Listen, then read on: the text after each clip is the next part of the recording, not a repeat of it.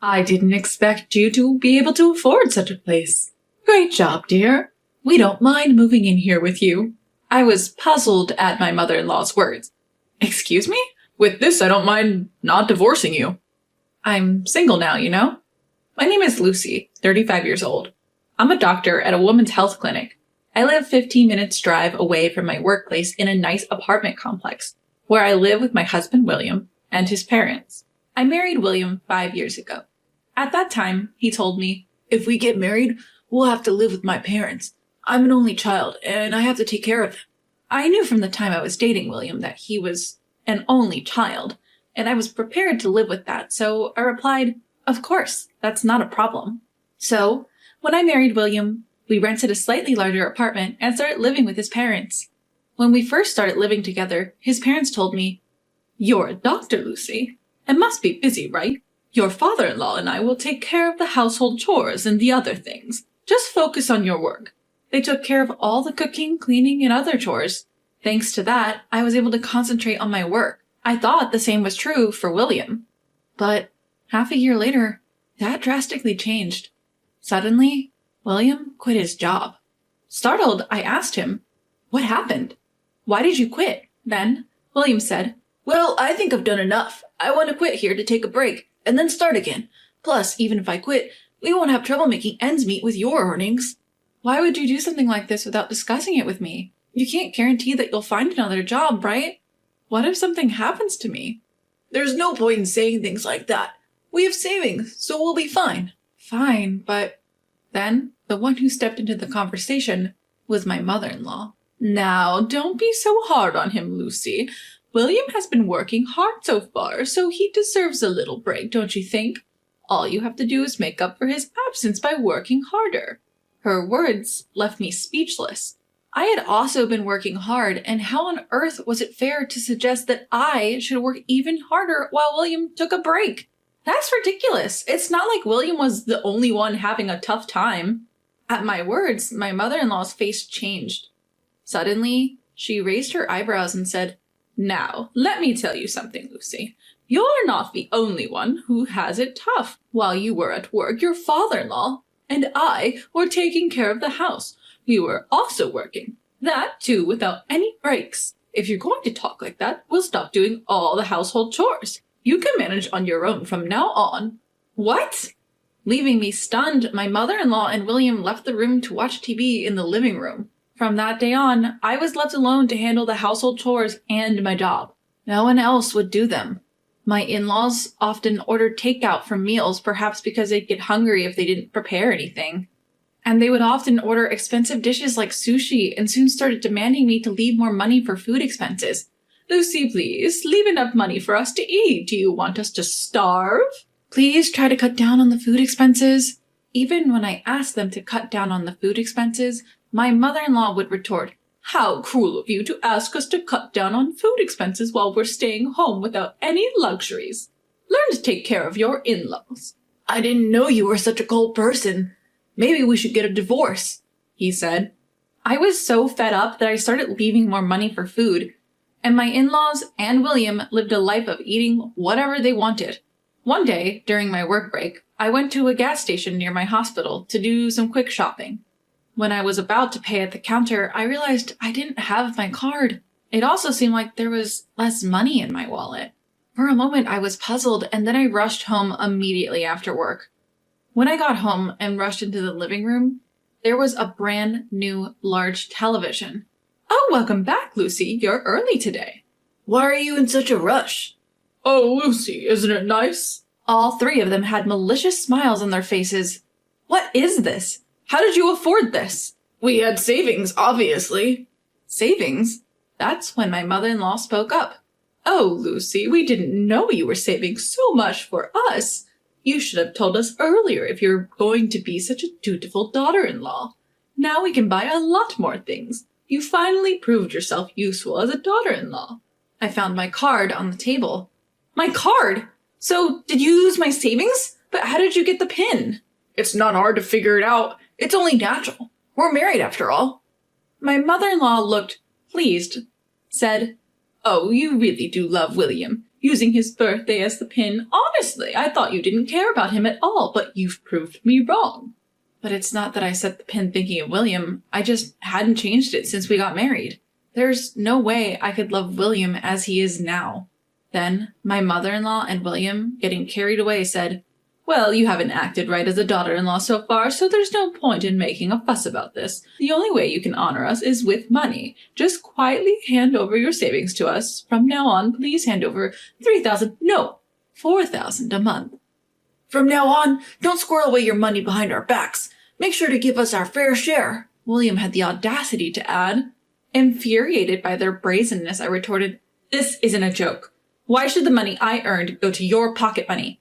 If you want money so badly, work for it. This goes for you, mother-in-law and father-in-law too.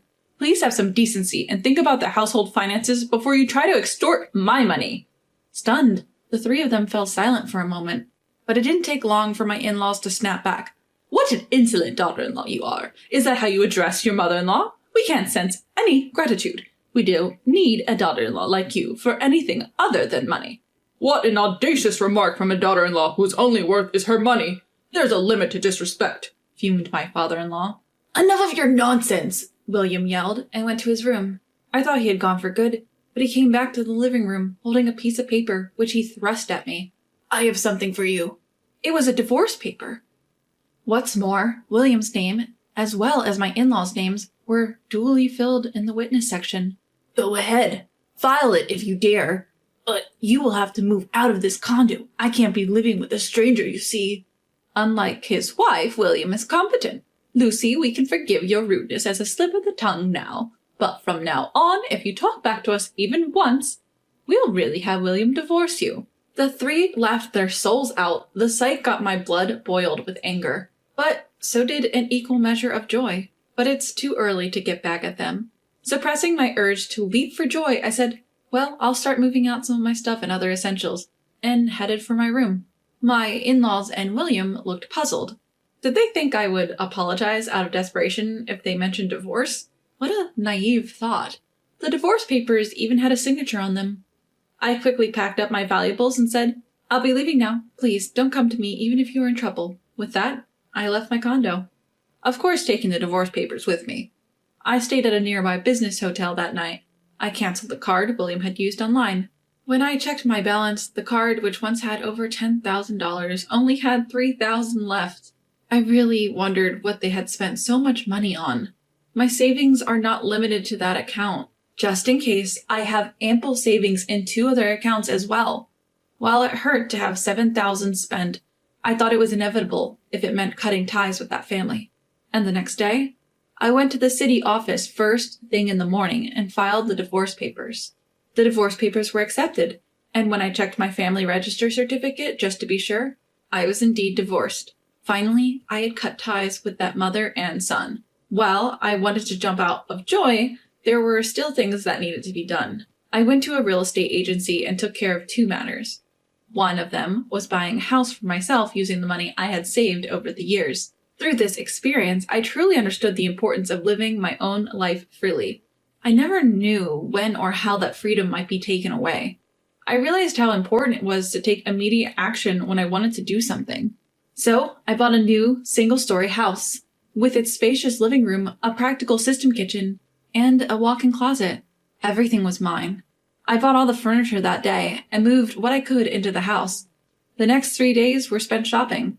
While it was hard to get everything I needed, it was the most fun I'd had in a long time. Replacing everything with new items required a substantial amount of money, but I thought it was a worthy expense for a new start. A few days later, around 8 p.m., my doorbell rang. I was in the middle of dinner and wondered who could be calling at this time. When I checked the intercom, there stood William, my former mother-in-law, and my former father-in-law, a sight that was almost nostalgic. I knew they'd come.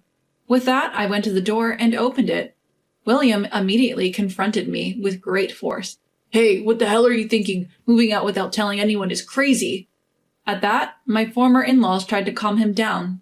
"William, calm down. We said we would complain after we've calmed down. Remember, right, dear?" "That's right. Look, isn't it a good house? It looks more spacious and comfortable than our current condo." As they said this, the 3 of them barged into my house without permission. "Wait a minute. Don't just barge into my place. I tried to stop them, but shut up. This is our house. What's wrong with us coming in? With that, the three of them went ahead and entered my house. The furniture is not to my taste, but the overall build is decent. I admit, it might be more comfortable than our current condo. I didn't expect you to be able to afford such a place. Great job, dear. We don't mind moving in here with you. Excuse me? We're telling you that we approve this condo. That we'll live here with you. We might even forgive your previous impotence. You're pretty low level as a daughter-in-law, but we could appreciate your thoughtfulness of preparing this place for us. I wonder if William would be satisfied with this. I guess I can forgive this. I don't mind staying married to you if we can live here. Excuse me? Who's your wife? And who's not getting divorced? Unsure of my question's intent, the three exchanged glances. I'm not married, you know. I'm single. Silence filled the room. Rather than being stunned, the three seemed to not understand the meaning of my words. Huh? What nonsense are you spouting? You think you can get away with all the disrespect you showed us? I shoved the divorce certificate right into William's stunned face. His and my in-laws' faces changed color upon seeing it. Lucy, how dare you do such a thing without consulting us? Do you think you'll be forgiven? Yep, I did. You gave it to me for that purpose, didn't you?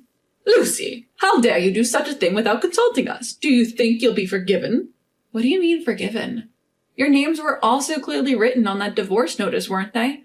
Writing your names there means you've made a decision, right? You were the ones who prepared the divorce papers in the first place, weren't you? William clearly told me to file it if I could, so I did. What's the problem? At that, the three kept their mouths shut, with red faces. I decided to press further. By the way, you're the ones who kicked me out. You seem to have forgotten, but the condo you guys live in right now is under my name. Now that we're strangers, I have no need to keep that contract, so I've canceled it. If you don't leave within a week, you guys will be evicted out of that place. You... Their fiery red faces quickly turned pale, and then I launched my final attack. I held my phone and made a call. Oh, hello, I'm sorry, but there are 3 people who forced their way into my house. Yes, I have trespassers here. Please come immediately. The address is... I had called the police. Everything was perfect. Don't think you'll get away with this. What a daughter-in-law. I can't believe you'd go so far as to call the police on your family. Remember this. How disrespectful of you.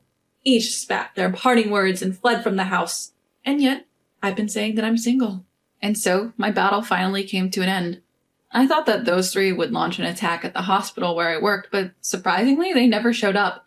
They seemed to have stubbornly stayed in the apartment even after the termination notice period of a week.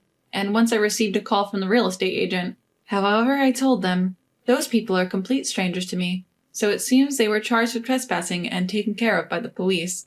Afterwards, each of them was fined $1,000, but to no one's surprise, they didn't have such money. A relative from the countryside paid on their behalf, and apparently they were all forcibly taken to the countryside. By now, they are probably helping out on a farm for free at the relative's house. As for me, everything is going smoothly. My new life is so comfortable since I'd completely forgotten how wonderful living alone could be. Having been away from living for myself rather than anyone else for a long time, each day feels fresh. From now on, I plan to enjoy each day to its fullest, in order to make the most of my life.